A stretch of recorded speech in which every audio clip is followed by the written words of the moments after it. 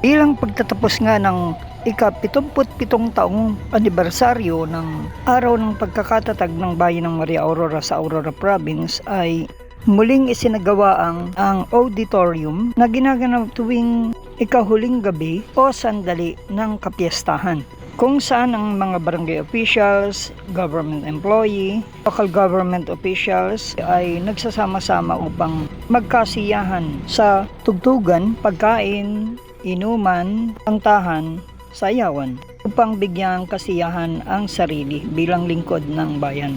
At ito nga po ay ginanap muli sa Municipal Plaza Covered Court nito lamang July 21, 2026. Maraming dumalo at nagkasiyahan sa live band at nagsimula ito sa programa kung saan nagsalita ang mga government officials ng bayang ito. At inabot ito ng madaling araw. Bagamat umulan ay nairaos man ito na maayos. Maaga pa ay nagpaputok ng fireworks display sa kalangitan na pinanood naman ng mga kalapit na barangay na tanaw lamang ang nasabing fireworks display bago sinimulan ang auditorium o nasabing kasiyahan.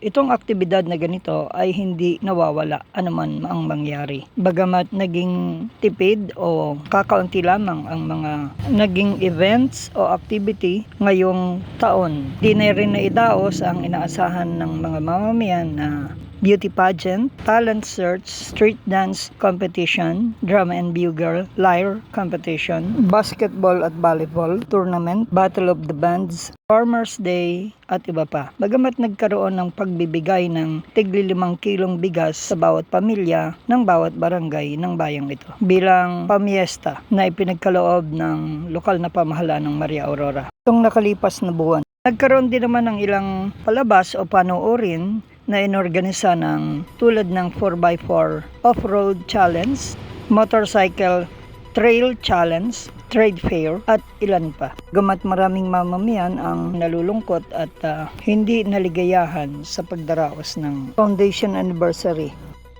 Simula ang programa nitong araw ng kapiyastahan umaga sa isang programa sa Municipal Plaza at Municipal Hall kung saan naghandog ng bulaklak sa imahe ni Maria Aurora Aragon Quezon na siyang pinagmulan ng pangalan ng bayang ito, na ginanapan ng local government officials at ng provincial officials na pinangunahan din ng Philippine Army 91st Infantry Battalion sa pagbibigay galang kay Maria Aurora Aragon Quezon na yumao, kung saan sa nasabing kasunod na programa ay nagkaroon ng mga paghahandog ng special numbers ang ilang paaralan at pananalita ang mga imbitadong guest speakers ng mga politiko. Ganon din ang local government officials ng Maria Aurora na bumati at naglahad ng kanilang mga ginawa at nangako ng kanila pang mga gagawin. Sinaksihan naman ito at dinaluhan ng mga government employee ng bayan ng Maria Aurora.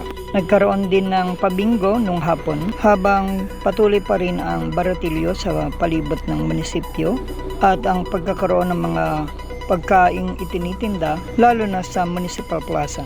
Di na rin nagkaroon ng community parade o parada sa ikot ng bayan.